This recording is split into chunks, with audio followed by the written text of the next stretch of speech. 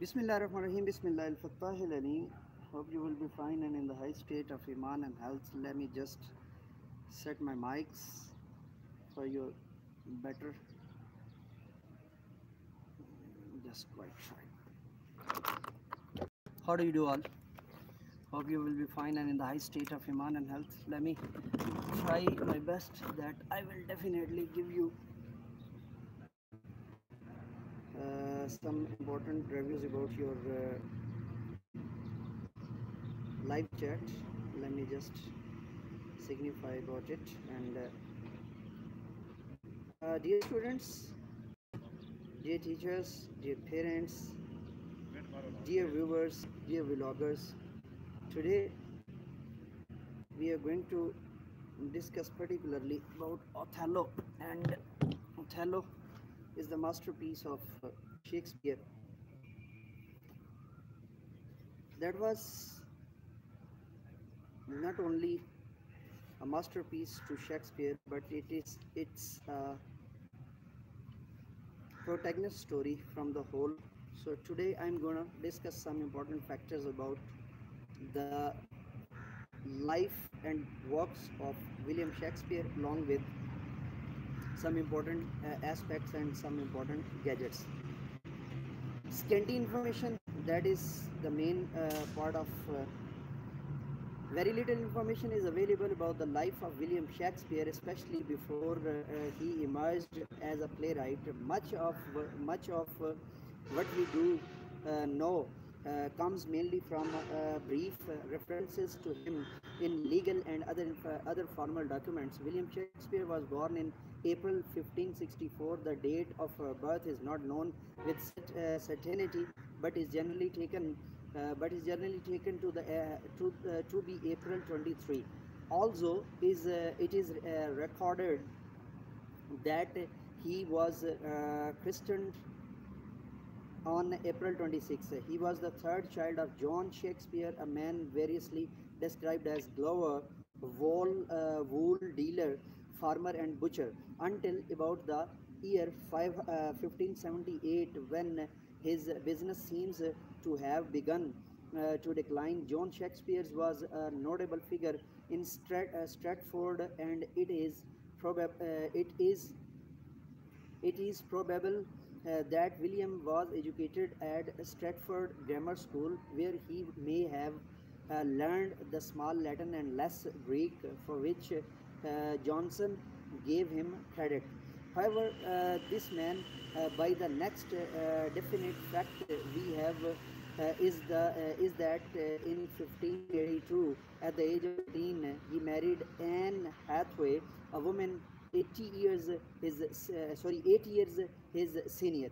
By 1585, three children had been born to them. Shakespeare is thought to have left Stratford for London in 1585. Possibly, it is said because of some trouble over deer stealing in the ground of Sir Thomas Lucy. It is tempting to believe. It is tempting to believe, however, that that he left his native town with the Queen's players who visited Stratford in 1585. Career as a dramatist. Before going to the career as a dramatist, I want to give you some two important aspects that all the legendaries, whether they are from Europeans, whether they are from Asians, whether they are from Persian Gulf, whether they are from Babylonians, we have little bit knowledge, we have little bit information about all of them. So same as for the things comes to the William Shakespeare's career as a dramatist. That is the main point of the life of work of William Shakespeare. Shakespeare reached the position of an eminent dramatist very gradually. It is believed that at first he did only odd jobs in the theatre. For some time he also acted in plays. One of the best known part being in Ben Jonson's Everyman. In his humor, it is quite likely that for quite some time he was only a reviser or mender of the work of other playwrights. However, by 1592 he had attained a position important enough to have evoked the jealousy of Robert Greene, who calls him as upstart crow and applies a line in Henry IV, Part 3, which Shakespeare's edited to Shakespeare's himself. The line in question is tiger's heart wrapped in play's hide. Play's hide, an adaptation of the actual line in the play. Oh, tiger's heart wrapped in the woman's hide. It's possible the Green himself might have been associated with the writing of originally play, in which case his bitterness is all the more understandable. Eventful career, that is a particular main part when we talk about it. I usually in Pakistan I usually think about Aftab Iqbal has the same criteria, as he was also a part of a production house, same as Shakespeare was a part of a production house which create and which endures his career too long. So that is a particular thing, same as the contemporary of Aftab Iqbal, uh, ruined, and they have not particular ideas, and they have not a particular gesture in political, or sorry, in journalism career or in writing careers or as a anchor career.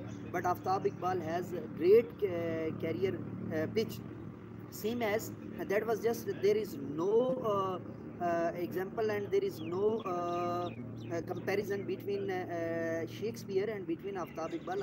I just want to give some notion about my to my students to understand well that same phenomena were with Shakespeare at that time as to Aftab Iqbal, and he got more admiration, more viewers according to the same pattern. Plague caused the theatre, same as novel Corona, uh, COVID-19 were present in all over the world. Same as plague caused the theatres to be closed in 1593, and their reopening in the following year. We know that Shakespeare was a member of the Lord Chamberlain's company, known after the accession of James I as the king's man. It is probable that he stayed with this company for the remainder of his career, writing plays for the company and acting with it in various theatres.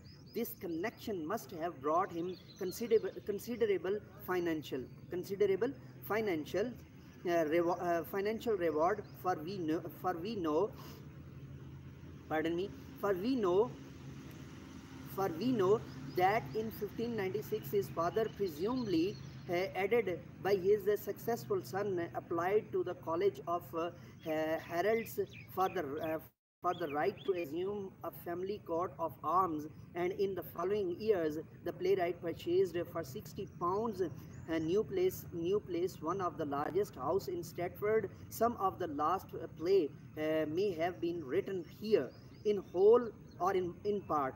Also, the house is no longer in existence. The foundation can be seen, and the garden is open to the public. As his fortune prospered, Shakespeare bought shares in two theatres: the Globe, built in 1599, and the Blackfriars, built in 1609 or 1609. So, in addition to his income as actor and writer, he would have received his share of profits on these investments. Thus, in 1611, when still under 50 years of age, to have kept up connection with London. However, since he was concerned in a legal dispute over the purchase of a house in Blackfriar in 1615, he died in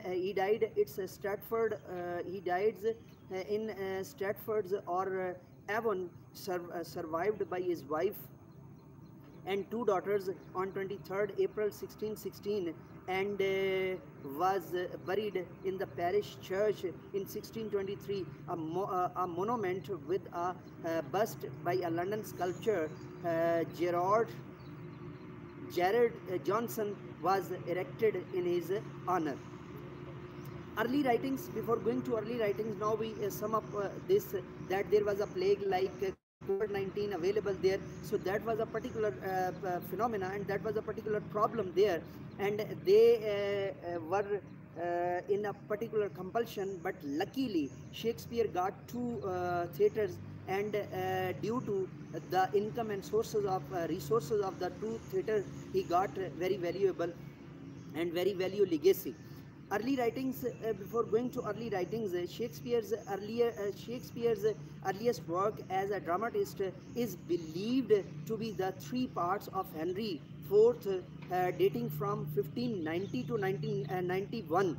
Although it is by no means a certain that he did not edit rather than write these plays, Henry IV was followed by Richard III and the Comedy of Errors in 1592 to 93.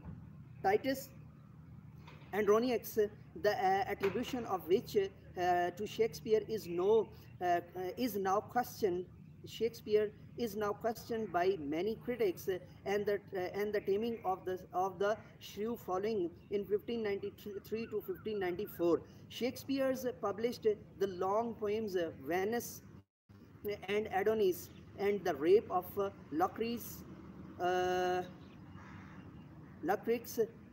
each carrying a dedication to the Earl of Southampton in 1593 and 1594, respectively. Shakespeare's sonnets, which were printed in 1609, seem to have been mostly written between 1593 and 1596, and some of them between this year and 1609 and 1599 appeared The Passionate Pilgrim. The title page attributes in it to William Shakespeare's, although the bulk of the poetry was by others, and Shakespeare's contributions consisted of two sonnets and three poems from Love's Labour's Lost. Shakespeare's name was also appended to a work called A Poetical Essay on the Love's Martyr, a collection of poems on the Love's Martyr, collection of poems by Marston, Chapman, Johnson's, and other, published in 1601. It is possible that Shakespeare had some part in the writing of Edward III, published in 1596, as well as of Sir Thomas More. Sir Thomas More and Sir Thomas Kidd. I usually use these two names before Shakespeare, and I will give you the particular notion or particular note or footnote about them in the next part, inshallah. Well-known plays. The first well-known play by Shakespeare is a lyrical tragedy, Romeo and Juliet. Romeo and Juliet, assigned to 1594 and to 1595. Richard II and A Midsummer Night's Dream are assigned to 1595 to 1596. The Merchant of Venice is believed to have been written in 1596 to 1597, and the two part of Henry IV in 1597 to 1598. Shakespeare's greatest comedy, which include much ado about nothings, As You Like It, and Twelfth Night are assigned to the period 1598 to 1600, to which Julius Caesar is also believed to belong after the turn of the century, for example in 1600 to 1601. Shakespeare is believed to have written his great tragedy Hamlet, followed by Troilus and Cressida in the next theatrical season.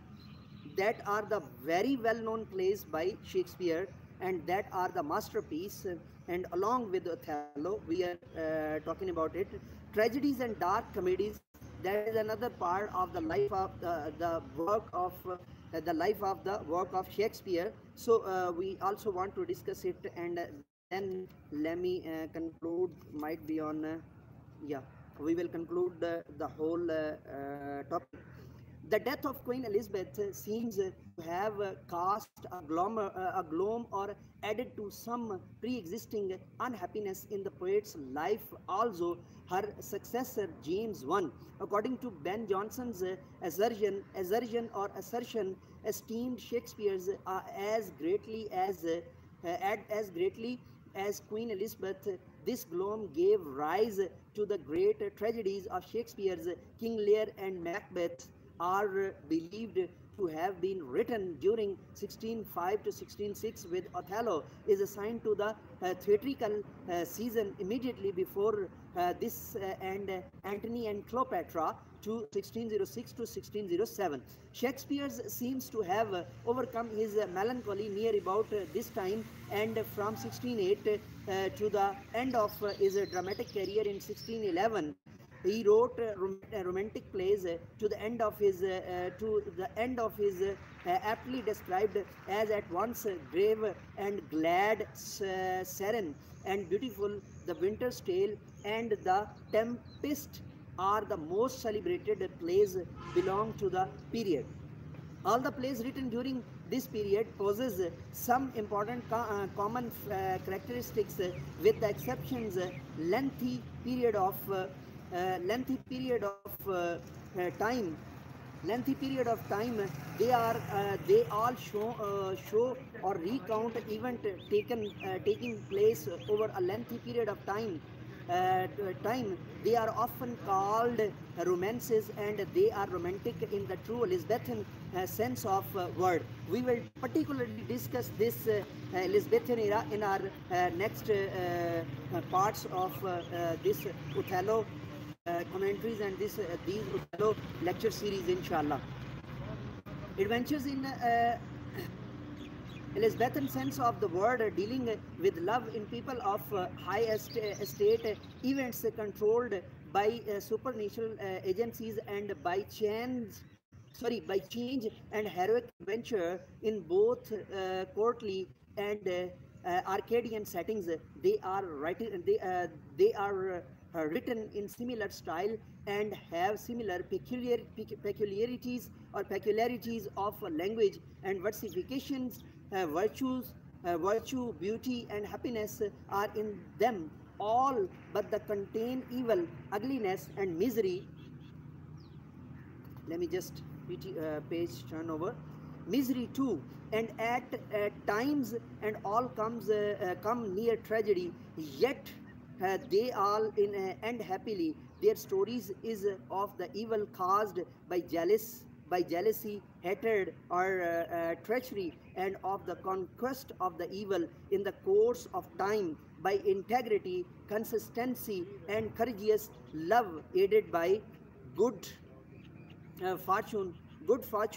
It has even been said that they are so closely connected that the prospect of understanding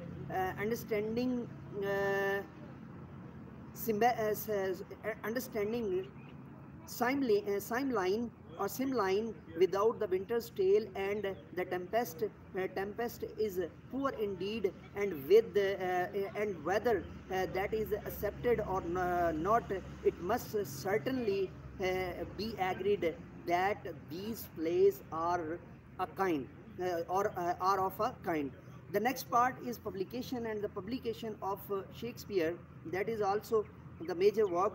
Shakespeare's play first appeared in quarto editions, which were often brought out without the author's knowledge. It seems that sometimes the copy was supplied by some reporter writing down the dialogues in shorthand in the theatre itself. Needless to say, the plays in such cases are full of incorreccies.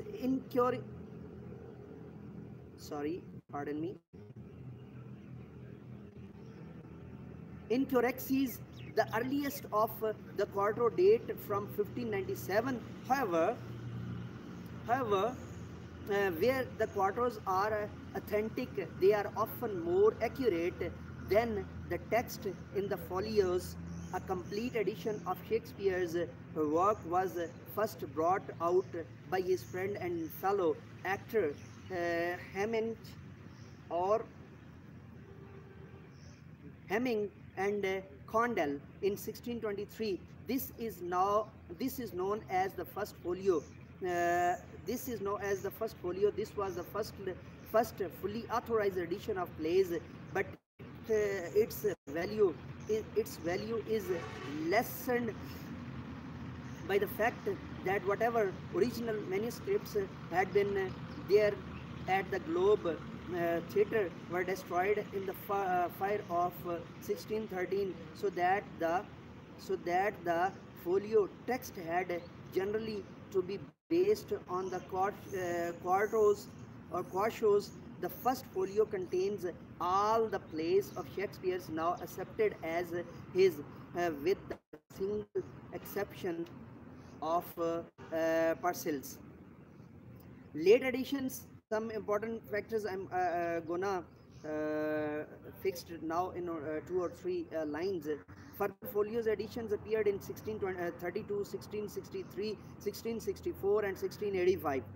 As Shakespeare's was of Robe 1709, he provided a list of dramatist personae and a systematic villains in acts and sense. Pope's editions followed 1725, and the value amendations of Theobald's. Johnson's editions appeared in 1765. Campbell, Malone, and Steeves were other important 18th century scholars of Shakespeare's. The first important modern edition is the Cambridge Shakespeare's 1863 to 66, a second edition of which came out in 1891 and 93. William Shakespeare's A Study of Facts and Problems in 1930 by E.K. Chambers can also be understand and can also be hold for some detailed particular later editions information. Shakespeare's poetry, now we are going to discuss in a glimpse or in a short that what were the Shakespeare's poetry. All the plays of Shakespeare's are rich in poetry, but even apart from them, he has a claim to be regarded as one of the greatest poets of the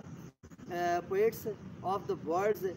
This claims rests on his sonnets and to a lesser extent of Venus and Adonis. The rape of Lucrece is much inferior to the rest of his poetry. The greatness of Shakespeare's poetry depends on its intensity as well as on its techniques and crafts. In Venus and Adonis, he has used the 6-line stanzas with mastery which surpasses that of Spenser's. Shakespeare is unequaled in the portrayal of such vivid pictures as that of the that of the arrest of Adonis by Venice, the captivity of Mars, the portrait of herself by the goddess, the escape of corsairs, the description of the boar and the hare hunt, the solitary night, and the discovery of foolish youth who has fled from love's arm to those of death. But while now other writers could have done such works, done it or not, nobody else had actually done. Shakespeare reveals absolute mastery of his meter and handles phrases and rhythm in such a way as though he could mold his material to and shape he desired. The poem also possesses one of the greatest and perhaps unique gifts of Shakespeare's. For example, gift of indicating characters, of opening up whole unending visits of thoughts by a single phrases The story did not admitted of much elaboration of the characters of Adonis, but there was the danger of making Venice contemptible or disgusting, or simply Shakespeare's reveals a higher range